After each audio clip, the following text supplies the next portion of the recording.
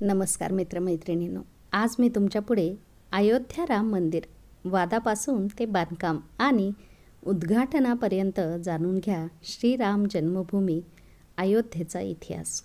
तर मित्रांनो, आपण थोडक्यात बघूयात की श्रीरामांनी जलसमाधी घेतल्यानंतर अयोध्यात कोणाचे राज्य होते किंवा कोणत्या घटना घडल्या.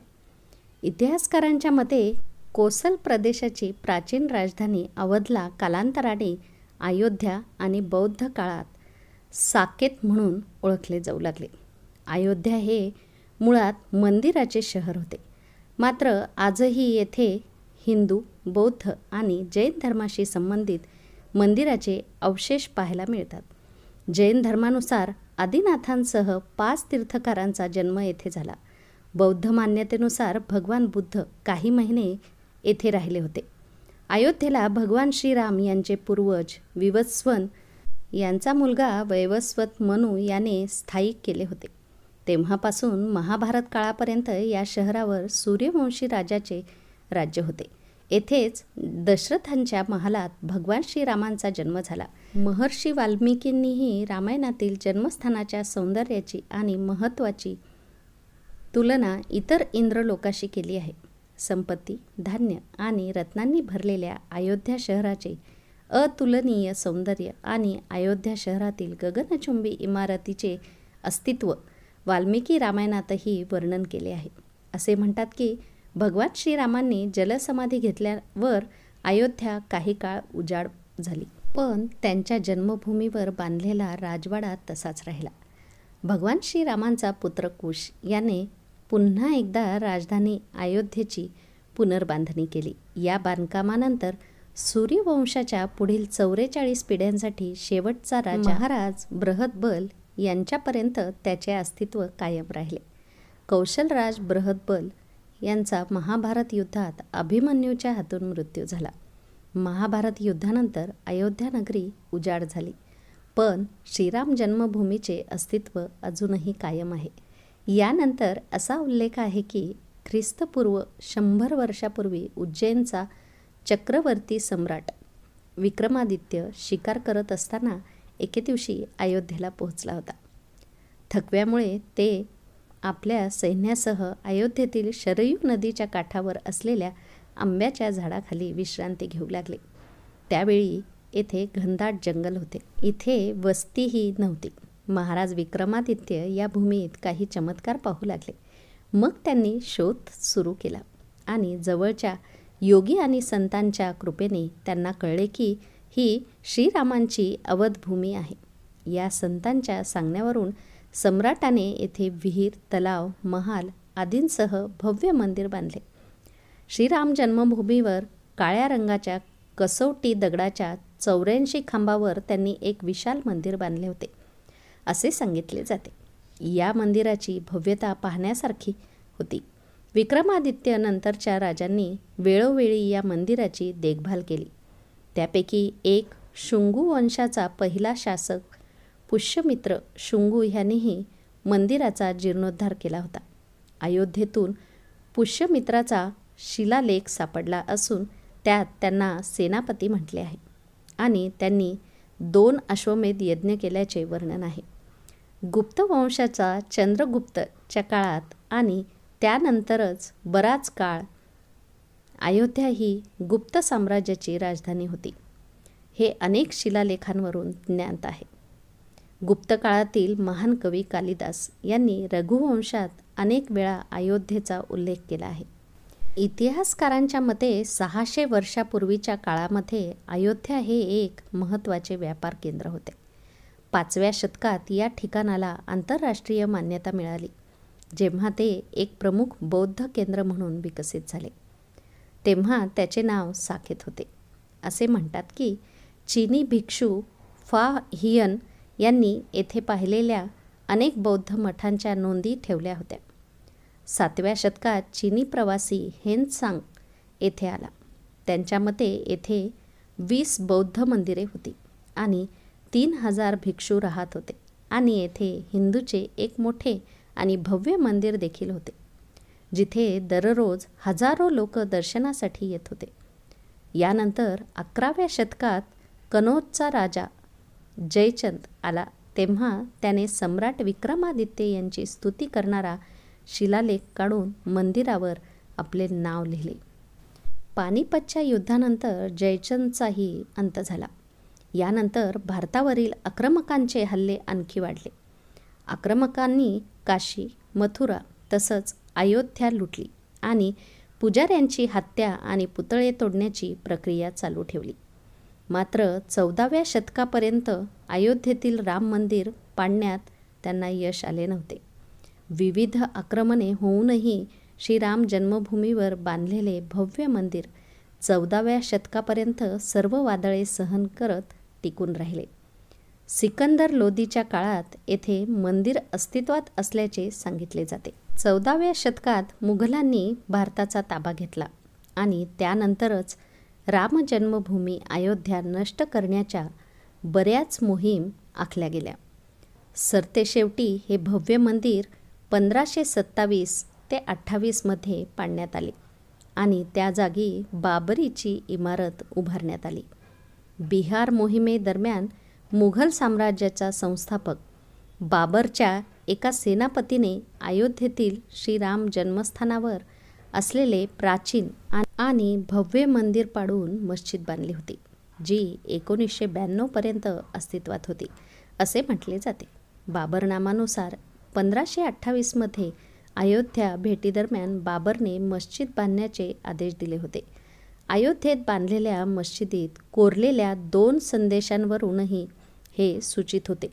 एक विशेष उल्लेखनीय आहे. त्याचा सार असा आहे की ज्या महान शासक बाबरच्या आदेशानुसार स्वर्गातही ज्याच्या न्यायाची चर्चा आहे, त्या दयाळू मीर बकीने देवदूतांचे हे स्थान पूर्ण केले.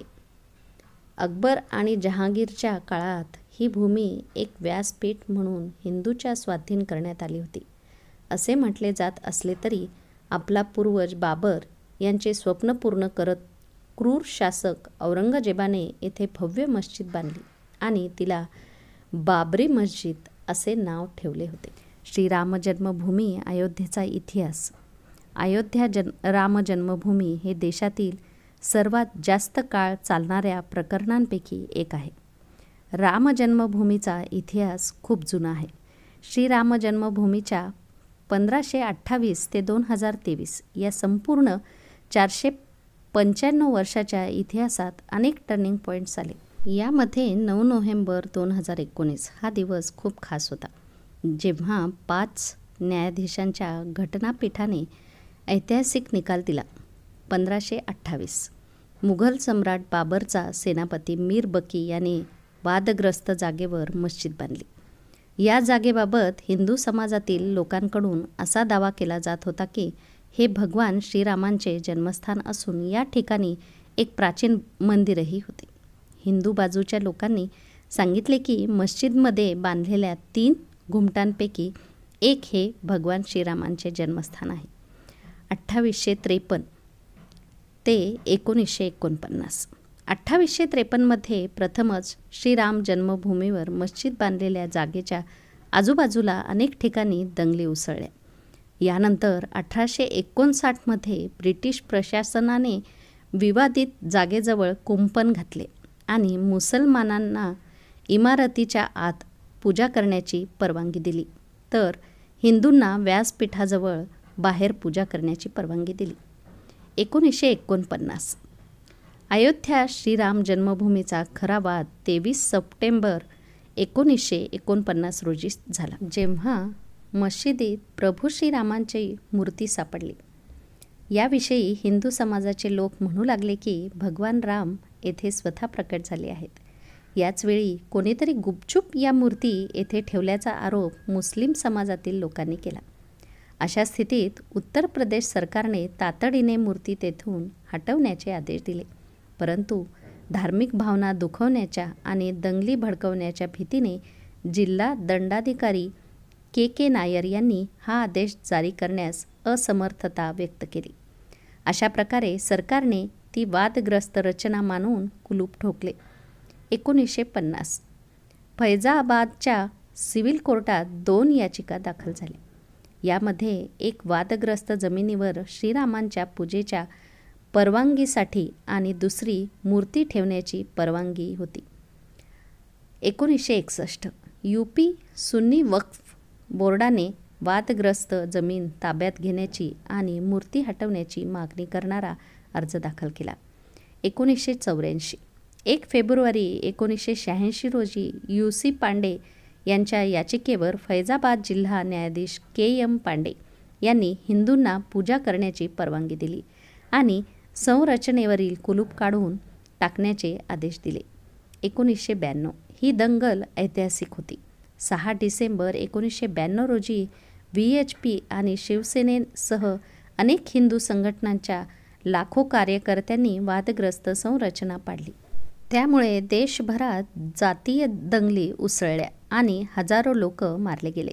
2002 हिंदू कार्यकर्त्यांना घेऊन जाणारी गोध्रा ट्रेन जाळण्यात आली आणि सुमारे 58 लोक मारले गेले.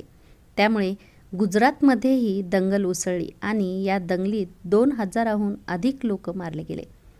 2010 अलाहाबाद उच्च न्यायालयाने वादग्रस्त जमीन सुन्नी वक्फ बोर्ड रामलल्ला विराजमान आणि निर्मोही आखाडा यांच्यात 3 समान भागांमध्ये विभागण्याचे आदेश दिले.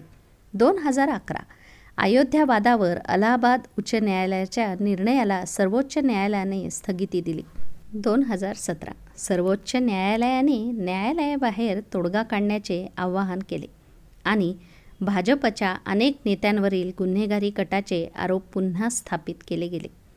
2019 8 मार्च 2019 रोजी सर्वोच्च न्यायालयाने प्रकरण मध्यस्थी पॅनलकडे पाठवले आणि 8 आठवड्यांच्या आत कार्यवाही पूर्ण करण्याचे आदेश दिले. यानंतर 1 ऑगस्ट रोजी मध्यस्थी पॅनलने आपला अहवाल सादर केला आणि 2 ऑगस्ट रोजी मध्यस्थी पॅनल प्रकरणावर तोडगा काढण्यास सर्वोच्च न्यायालयाला यश आले नाही.